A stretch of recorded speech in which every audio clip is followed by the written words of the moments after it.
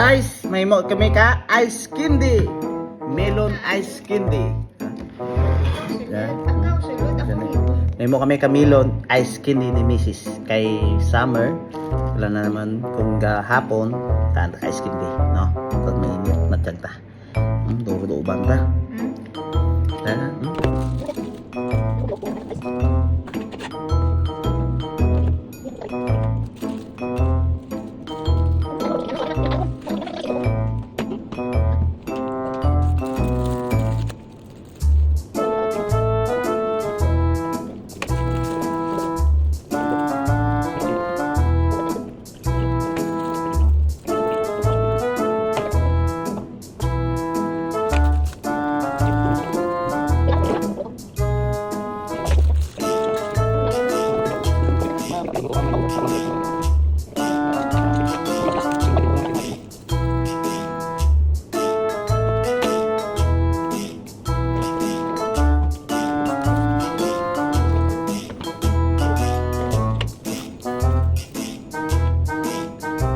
Texas nga paano? Ice wrapper, alin sa Pilipinas. Yes, sila ito sa Pilipinas.